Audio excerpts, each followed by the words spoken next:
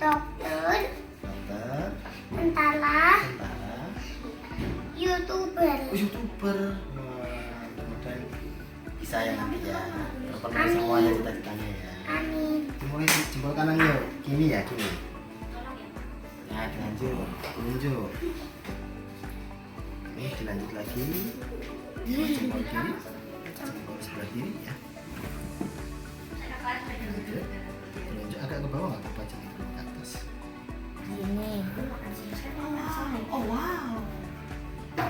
Terus Nanti Allah Akbar. Satunya.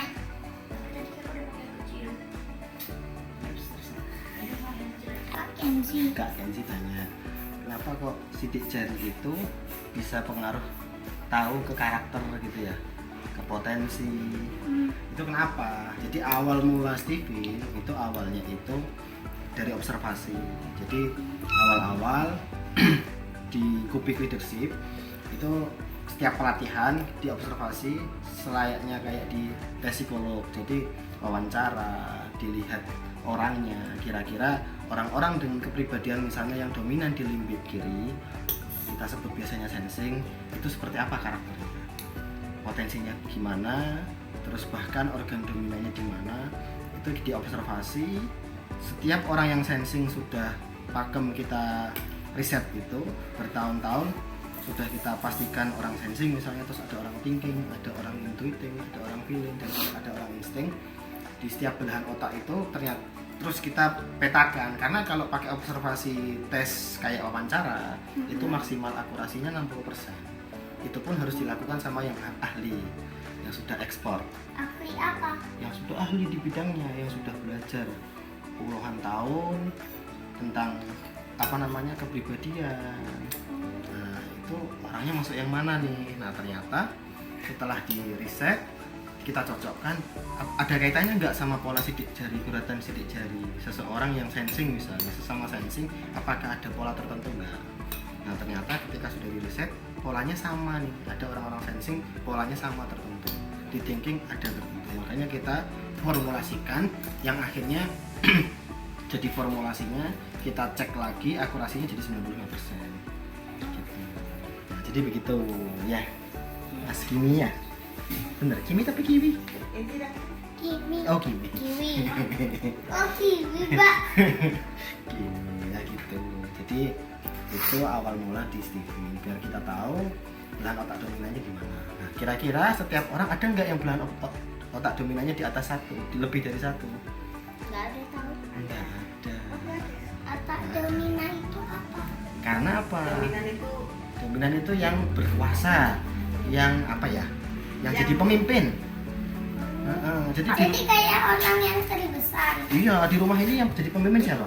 Kami. api. Enggak papi dah. Bukan. Kakak. Lo itu kan di kamar doang, Kimi. Itulah kamu bertiga itu kan. Enggak, itu kan arti namanya kakak, pemimpin memang. Oh, Masya Allah, bener ya. Jadi pemimpin yang di rumah itu yang ngelola di rumah, yang ngatur di rumah ini biar di rumah ini berjalan dengan bagus semua itu siapa? Papi ya. Ya itu pemimpin satu aja. Nanti kalau pemimpinnya ada banyak, bingung nanti gini. Mau ngikut yang mana ini? Kan gitu. Tapi harus mikir orang yang paling Islam yang mana. Oh Islam? Islam semua gini. Oh, ya pemimpin ngikutin yang Islam ya. Kalau kita Islam. Ya. Oh iya betul. Kalau ada pilihannya nggak Islam ya. Gitu ya. Ya. Jadi di Steven itu nanti kita ngeceknya di genetik, secara genetik. Kalau tes psikolog itu ya rata-rata yang dicek nanti adalah fenotip. Nah kalau di Steven itu kita ngeceknya genetik. Kalau Genetik sama apa? fenotip tadi. Fenotip apa itu fenotip? Fenotip. Oh fenotip. Apa Nah itu kita fenotip? kasih dulu ya. Jadi gini, kalau di rumus biologi nanti kelas berapa? Mas ya? 2. Kelas berapa? 6. 6 SD. Baru naik kelas 6. Oh, nanti pas SMP nanti belajar namanya ada teori FGL di biologi. Gak tahu kalau sekarang sudah diturunkan. Nah, FGL itu apa? Fenotip, kondisi kita saat ini itu dipengaruhi oleh dua hal, genetik sama lingkungan. Genetiknya 20%, lingkungannya 80%. Nah, genotiknya. di dunia psikolog itu ada beberapa yang pro, di Stephen ada yang kontra juga. Nah, yang pro itu yang memang genetik ini diakui, terlibat. Nah, yang kontra kenapa? Karena pandangannya cuma di fenotip, karena genetiknya kecil, pengaruhnya diabaikan. Jadi karakter seseorang benar-benar dibentuk sama lingkungan. Nah, di Stephen itu justru kita fokus ke genetik. Makanya di sudut pandang kalau di orang-orang psikolog beberapa itu genetik itu diabaikan, tidak diakui. Tapi kalau di Stephen justru kita fokus ke genetik. Apa Kenapa? itu genetik? Genetik itu seperti laki-laki sama perempuan, bawaan. Kimi nggak bisa kan pas mau lahir, saya minta perempuan aja gitu, nggak bisa kan? sudah lahir. Sudah nggak bisa kan? Nah, sudah dikasih sama Allah, laki-laki berarti harus bersyukur sebagai Laki-laki. laki-laki, nggak kira sebagai perempuan bersyukur sebagai perempuan. Nah, zaman sekarang banyak yang laki-laki pengen jadi perempuan, yang perempuan jadi laki-laki. Nah, itu bilang mudah-mudahan kita nggak termasuk, iya kayak gitu. Mudah-mudahan kita nggak termasuk gitu kan ya. Nah, kita kembali genetik di Stephen itu genetik memang kecil 20%. Tapi impactnya luar biasa. Kenapa? Karena genetik ini nggak akan berubah dari kita lahir sampai kita meninggal, nggak akan berubah. Makanya kecenderungan orang tertentu itu ketika dia nyaman jadi sesuatu, misalnya ada orang-orang tertentu yang suka ambil menyendiri. Mbak kira lebih suka sendiri atau lebih suka teman-teman? Biasa aja ya. Sendiri bisa, teman-teman bisa. Kalau Kimi lebih suka ketemu teman apa di rumah? Menyendiri di kamar? Ketemu teman-teman. Ketemu teman-teman. Kalau di rumah terus stres nggak? Sedikit. Sedikit. Karena 2 tahun di rumah juga. Nggak pernah dicoba kayaknya ya. Selalu suka keluar ya berarti ya. Iya. Nah, biasanya memang kecenderungan orang-orang tertentu yang suka bermain ketemu sama orang, kalau sendirian terlalu lama bosan atau stres. Itu memang sudah kecenderungan secara genetik. Itu misalnya salah satu genetik. Nah, kita kembali lagi, kalau genetik itu ada 5 tahapan. Jadi di genetik paling atas itu jenis kelamin. Makanya laki-laki sama perempuan itu punya sifat yang sangat berbeda, karakter yang berbeda. Nah, papi sama maminya, mungkinnya apa? Papi mami apa ayah bunda? Papi mami. Papi sama mami, papi misalnya, papi kalau lagi kerja pas dipanggil kira-kira cepet nengoknya nggak? Enggak. Nah, emang laki-laki kayak gitu. Laki-laki punya kecenderungan ketika sudah fokus memang susah. Itu memang keahliannya laki-laki, kecenderungannya laki-laki. Nah, kalau perempuan biasanya maminya kalau lagi jaga toko, ngurusin karyawan, nyapu dan lain sebagainya biasanya masih bisa fokus yang lain. Nah, itu perempuan. Memang berbeda ya. Yang kedua apa? Emosi. Emosi laki-laki itu punya kecenderungan apa? Kalau laki-laki biasanya kalau emosinya masih di bawah sampai menengah, belum yang di ubun-ubun ya, belum yang emosional banget, itu biasanya bisa ditahan. Biasanya mungkin kelihatan marahnya, labilnya, atau suka marah-marah, papinya lebih jarang dibanding mami, bener nggak? Iya. Yang sering, bener nggak nih? Bener nggak? Karena memang perempuan itu kalau menengah ke bawah itu emosinya biasanya pengen kadang-kadang segera pengen dikerjain, kadang-kadang pengen curhat, ngeluh, itu biasanya sering maminya pasti daripada papinya. Papinya pasti lebih jarang. Tapi kalau di emosinya sudah tinggi, sudah diubun-ubun, laki-laki punya kecenderungan biasanya sampai teriak atau bahkan mukul sesuatu, mukul tembok gitu kan. Oh, jadi maksud Om gini, misal ini tembok. Iya, kalau sampai mukul-mukul berarti marahnya papi lagi besar itu, lagi marah besar. Nah, tapi kalau mami kalau lagi marah besar justru kebalik. Mami kalau lagi marah besar diem. Terus yang kedua belahan otak dominan. Biasanya kalau di Stephen kita sebutnya sebagai mesin kecerdasan. Yang ketiga lapisan otak dominan, kemudian kecerdasan yang mau kita cari dua ini. Yang keempat itu IQ. Yang kelima IQ ku belum. nggak tahu, nggak di sini kasih. Yang kelima golongan darah. Itu urutan. Makanya kan ada beberapa kayak dicoba golongan darahnya apa, cara dietnya gimana dan lain-lain. Itu kalau golongan darah di bawah, posisinya di bawah. Makanya yang semakin di atas kita asah, maka makin bagus. Vivin itu akronim atau singkatan. Itu apa? Nah, ini otaknya Kan Kimi. maksudnya juga kayak otak. Iya, kayak palu-palu. Itu dari atas. Itu dilihatnya dari atas. Dari belakang. Dari belakang. Dari belakang, hadapnya sana. Nah, kalau hadap sini bahaya nanti. Kok itu ada Melotot kecil? takut nanti ya. Ada matanya di bawah, di bawah. Ini cuma diilustrasikan otaknya saja. Jadi Itu kok ada otak kecil? Ya itu otak kecil, tengah. otak tengah. Itu kok kalau dilihatnya dari atas otaknya mirip palu-palu. Iya mirip ya. Mirip. Bagi dua ya, karena dibagi dua ya. Iya. Jadi otak ini yang atas namanya neokortex, yang bawah namanya limbik. Nah yang tengah midbrain, otak tengah. Nah otak limbik kiri, jadi di sini ya otak limbik kiri sebelah kiri bawah itu kita namakan sensing. Maka otak sensing itu punya kecenderungan orang sensing. Jadi kalau orang-orang dengan kecerdasan di sensing, maksudnya gimana? Otak dominannya di limbik kiri, maka orang tersebut punya kecerdasan di panca indera. Jadi semakin panca inderanya aktif, maka semakin hebat. Panca indera itu apa aja? Penglihatan. Oh, aku tahu penglihatan, penciuman, Ciuman, meraba. meraba, Kalau orang buta kena sensing itu Rasa. gimana, Mam? Mendengar. Ah betul mendengar. Ada 5. Jadi semakin 5-5-nya ini aktif, maka orang sensing akan semakin ahli. Makanya orang sensing itu karena kecerdasannya di panca indera sesuai jangkauan di panca indera. Berarti kalau buta. Nah, maksudnya makin kelihatan, makin bisa diraba, makin bisa didengar, maka makin bagus. Makanya orang sensing punya kecenderungan kalau nggak dikasih contoh, misalnya anak-anak nggak dikasih contoh, biasanya akan cenderung susah. Disuruh belanja tempe, balik-balik bawa tahu nanti. Kalau nggak pernah dikasih contoh.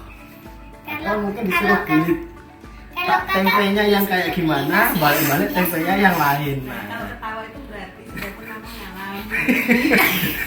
itu orang sensing. Itu kecenderungannya kayak gitu. Videonya malah ketawa semua. Ya. Videonya. Orang sensing karena kecerdasannya di panca indera, maka salah satunya yang kuat adalah otot. Otot. Ototnya orang sensing cenderung lebih kuat. Makanya orang sensing ini biasanya kalau masa kecilnya itu bisa disebut biasanya aktif sekali. Potensinya dia apa? Memorinya cenderung Mari kuat kita lihat, coba kita lihat. dan orangnya cenderung rajin, bisa rajin. Kita lihat. Yang kedua, kita naik ke atas, neokortex kiri atau kita sebut biasanya thinking. Nah, orang thinking kalau sense kan merasakan ya. Syuting. Memori apa sensorik gitu kan. Kalau thinking kata dasarnya think, berpikir. Maka orang-orang thinking ini dasarnya diciptakan sama Allah sejak awal itu pintar. Orang pintar di kelas kayak gimana ya? Di kelasnya siapa tadi? Kenzi. Orang pintar di kelasnya Kenzi kayak gimana? Nah, gimana? Yang pintar biasanya gimana? Temennya banyak apa enggak? Temennya banyak enggak? Nggak tahu ada beberapa. Wah, beberapa aja kan? Ya. Iya, biasanya orang pintar itu soalnya Ini malas mesti aku. daripada nyari temen, mending belajar. Gitu. Jadi makanya orang pintar itu sukanya belajar memang. Secara genetik orang-orang yang memang diciptakan sama Allah orang thinking ini memang suka belajar. Makanya pernah nggak ketemu sama teman-teman sukanya belajar terus, orangnya mikir terus. Karena orang thinking itu orangnya logis banget. Ketika beberapa orang sudah ngasih validasi ke dia bodoh, dia nggak pintar matematika, maka males dia belajar matematika. Percuma, ngapain? Karena dia sudah nggak bisa, mending yang lain. Gitu. Ini orang thinking. Nah, yang ketiga, neokortex sebelah kanan kita sebut sebagai intuiting. Nah, intuiting itu kecerdasannya kebalik sama orang sensing. Kecerdasan orang intuiting itu kecerdasan indera keenam, tapi bukan yang mistis ya. Tiga ada 6 indranya. Indra apa yang ke-6? Nah, makanya indera yang keenam itu apa? Gimana orangnya itu punya kecenderungan suka masa depan, suka mikirkan masa depan. Makanya orang-orang intuiting itu suka ngehalu, mikirin masa depan. Idenya banyak. Halusinasi. konsepnya banyak. Tukang bubur gitu. Nah, kebalik sama orang sensing. Orang sensing disuruh ngebayangin susah. Ya. Orang intuiting itu justru suka ngebayangin. Bayangin ide-ide, idenya banyak banget. Saking banyaknya, makanya orang intuiting ini suka perfeksionis. Perfeksionis itu apa? Misalnya sudah mikir ya, kayaknya gini bagus, mau dikerjain, oh enggak, kayaknya kayak gini lagi lebih bagus, kayaknya gini lagi. Jadi lainnya sudah jalan, yang lainnya sudah gerak, sudah ngerjain PR, sudah ngerjain apa-apa, dia belum, masih mikir bengong. Masih itu orang-orang- bengong aja. Nah itu orang intuiting, biasanya masih mikirin banyak hal, di kepalanya itu pikirannya banyak. Makanya orang intuiting itu suka belajar biasanya, sama-sama kayak orang thinking. Nah orang intuiting karena orang sensing ini suka yang detail, suka yang apa ya, suka yang hal-hal yang kecil pun dipikirin. Orang intuiting nggak suka, karena dia suka masa depan kan, masa sekarang dan masa lalu biarlah berlalu. Orang intuiting sukanya bahas masa depan. Makanya kalau anak intuiting biasanya ditanya di sekolah tadi ngapain, kalau nggak lagi happy, nggak senang pelajarannya atau nggak senang dengan pelajarannya, nggak tahu. Yang keempat apa? Limbik kanan atau feeling. Nah, kecerdasannya di emosi, kebalikan sama thinking. Orang thinking suka belajar, orang thinking cenderung malas belajar. Nah, orang thinking nggak peka, orang feeling peka luar biasa. Pekanya banget. Makanya kalau sama orang thinking jangan berharap ibu, misalnya mami papinya ada yang sakit, tiba-tiba dibawain minum, nggak mungkin. Kalau orang feeling nggak usah disuruh biasanya. Mami mau dipijitin, gitu. Capek ya, suka dipuji. Nah ini orang feeling. Makanya kecerdasannya di emosi, hubungan. Tapi bukan berarti orang feeling nggak suka belajar ya.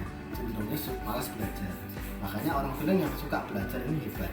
Karena memang secara genetik biasanya cenderung malas. Orang feeling. Jangan dijadikan alasannya, mami aku kan feeling, jadi malas belajar gitu. Enggak.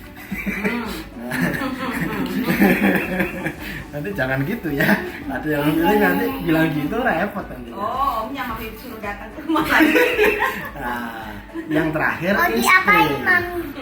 Nah, kalau orang Mau insting, dibeli apa? mau dikasih hadiah. Serba bisa. Orang insting ini serba bisa. Jadi orang insting ini bisa jadi sensing, bisa jadi thinking, bisa jadi intuiting, bisa jadi feeling, tapi nanggung. Nah, otaknya seimbang. Bisa jadi apapun, tapi dia serba nanggung. Aku jadi insting. Aku bisa malas belajar. Nah, yang menarik adalah sama almarhum Ayah Farid Poniman, penemunya Stephen, Rasulullah, terus Abu Bakar, Umar, Utsman, Ali itu punya beda semua. Nah, kira-kira Rasulullah apa? Ya, tebak-tebakan. Thinking. Rasulullah thinking, tebakannya Mas Kenzi. Ada yang lain? Ada yang beda pendapat? Semuanya. Feeling. Insting. Nah, Feeling. ini feeling. Yang benar Mbak Kira. Rasulullah itu insting sempurna. Tuh. Gak apa-apa. Nah, yang kedua Abu Bakar. Abu Bakar As-Siddiq kira-kira apa? Abu Bakar. Feeling. Masih sama. Feeling. Aku dulu Sensing. feeling, Bang. Enggak apa-apa jawabannya. Thinking. Feeling. Karena Abu Bakar As-Siddiq itu penyayang.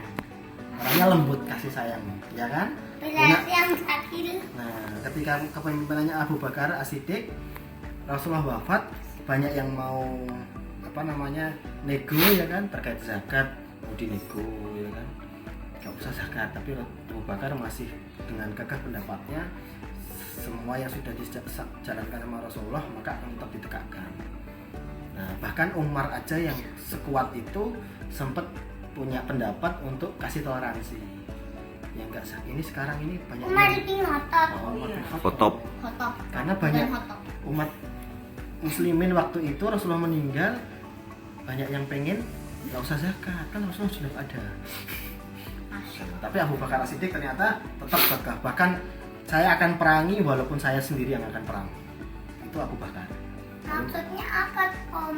Maksudnya yang nggak mau zakat. Kalau yang nggak mau zakat, Abu Bakar Bakar melawan. melawan. Harus, karena zakat ini wajib. Zakat. Zakat. Nanti zakat itu apa? Tanya mami sama papi ya. Udah tahu. Aku sudah tahu. Sudah tahu ya? Masya Allah. Apa itu zakat?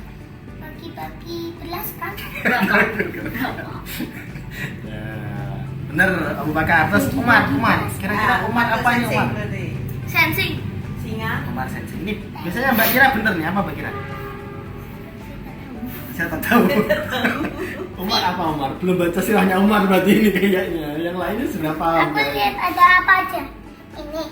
Di sini ada apa aja? Ada apa aja? Thinking. Sensing. Thinking. Thinking. Benar. Umar itu thinking. Nih, bener kini. Ye. Aku 2 kali. Kenapa Kimin? Kok Kimin menjawab? Nah, kenapa kok dijawab thinking? Soalnya mikir aja.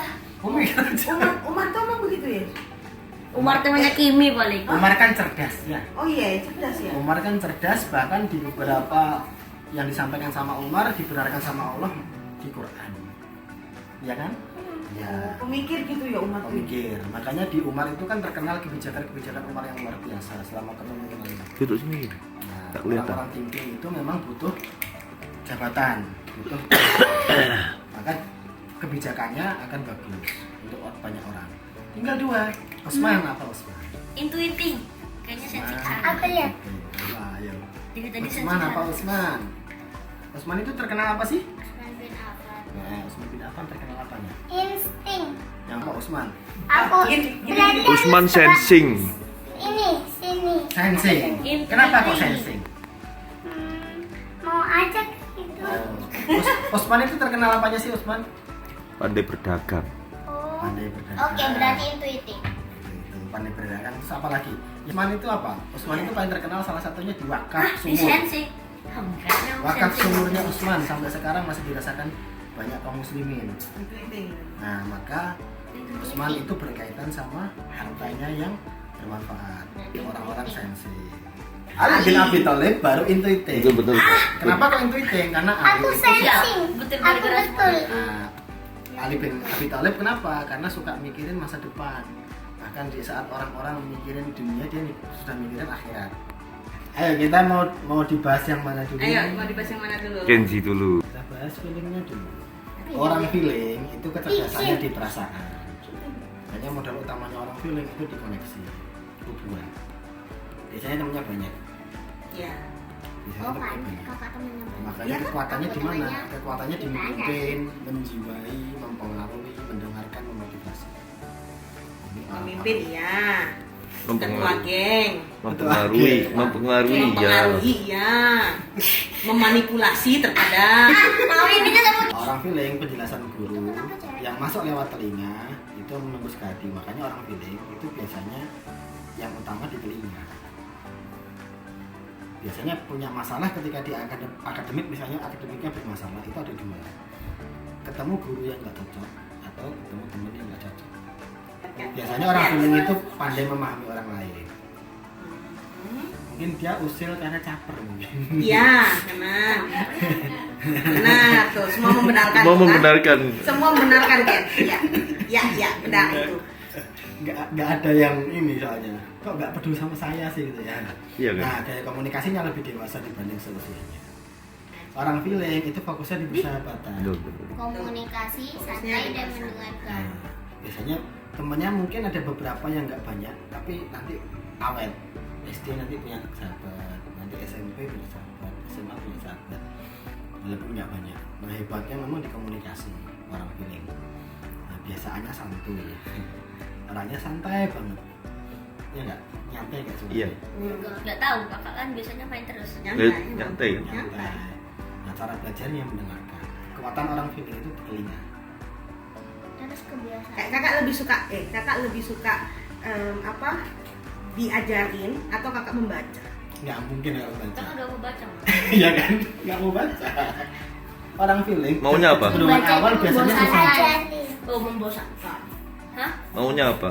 Kakak maunya diterangin tapi kakak bisanya. Diterangin sama Mendengarkan orang yang, berarti kan? yang cocok. Iya. Makanya orang feeling itu ketika ditawarin orang feeling yang misalnya kedokteran yang pinter banget lebih nyari mesti seminar. Daripada Itu harus belajar dibandingkan harus baca buku. membaca buku kedokteran. Walaupun yang- nanti tetap penting ya baca buku. Oh, Otak, betul. gambar otaknya kayak gini, gambar otaknya orang feeling ini feelingnya 100%, sensing sama intuitifnya 40, thinkingnya 20. Makanya orang feeling kalau Berarti kakak nggak bisa berpikir. bukan Bisa. bukan Nggak begitu. punya otak dong, Kak. Bukan begitu, tapi kalau dituntut kayak orang thinking, maka kecenderungannya kan susah. Makanya yang bagus apa? Feelingnya diasah, nanti daya jalannya akan kemana-mana, tingginya juga akan meningkat. Terus instingnya kenapa itu 100%? Kalau insting selalu 100%. Nanti ada penjelasan di insting, kan ada namanya nanti insting ya. Nah, orang feeling itu kata kuncinya di mana? Dirasakan. Memang bawa perasaan juga datang. Tapi emang kalau sama thinking biasanya dirasakannya beda Bu. Oh gitu ya? Nanti ada teori sirkulasi. Oh gitu. Nah, Oke. nanti yang menarik di situ di Stephen itu yang pembeda mungkin di tes-tes yang lain itu di Stephen ada nanti teori sirkulasi. Makanya bagus ketika tesnya sekeluarga gitu. Jadi supaya tahu semua Nah, nanti gitu ya. sirkulasinya seperti apa ini biar tahu. Yang ketiga apa? Nah, orangnya biasanya orientasi sama orang. Makanya orang feeling ini akan bergantung banget sama orang. Orangnya nggak nyenengin, Oh berarti biasanya kakak bergantung sama orang gitu. maksudnya orientasinya sama orang tuh gini. Kalau misalnya ketemu sama orangnya nggak suka, dia cenderung akan menghindar. Tapi Kimi cocok loh kalau jadi youtuber itu bagus, rating. Orang feeling udah tersinggung, suka ngobrol, orangnya meyakinkan. Nah makanya chemistry-nya orang feeling itu ke cinta. Nah ini yang perlu diwaspadai apa? Orangnya memang nggak logis. Iya, nggak logis. Kakak logis. Mudah emosi gitu kan. Udah emosi. Suka ngerengek gitu. Kalau ini sudah nggak ada atau berkurang sudah bagus. Udah bagus berarti. Suka nggak enakan. Biasanya orang feeling itu bahkan sampai dewasa itu salah satunya suka nggak enakan. Iya Kak. Kurang mandiri biasanya cenderung tidak mandiri. Kalau sudah nggak bagus. Yang terakhir lebay. Memang sih gimana cara komunikasi sama orang feeling? Kita harus setuju dengan dia. Makanya kalau kita lagi ngobrol nggak sepakat biasanya nanti dia ngambek. Perlu dihargai usaha dan kontribusinya dia. Ya. Nah, orang feeling pandai berempati tapi suka tebar pesona. Makanya orang laki-laki feeling itu bahaya. Nanti kalau TP ya. jadi dia biasa aja itu pasti sudah nanti dimaknai sama orang lain itu kayak tebar dikagumi banyak orang. Memang kata-katanya itu orang feeling itu komunikasinya jago, mudah dipahami dan orang itu cenderung akan mudah. Kamu kok pinter ya, kamu kok hebat kan? Kamu kok bisa empatiknya kayak gini. Nah visinya orang feeling itu visinya jauh ke depan tapi mudah menyerah. Makanya kalau golongan darahnya O itu seolah-olah feeling. Makanya punya golongan darah O biasanya temennya banyak. Apapun MK, apalagi kalau feeling. Kakak golongannya apa, Mam? Kayak kamu. Kamu dari Kalau mana? papinya kan sudah thinking A lagi, makanya biasanya kecenderungannya kurang peka. Nah, itu wajar.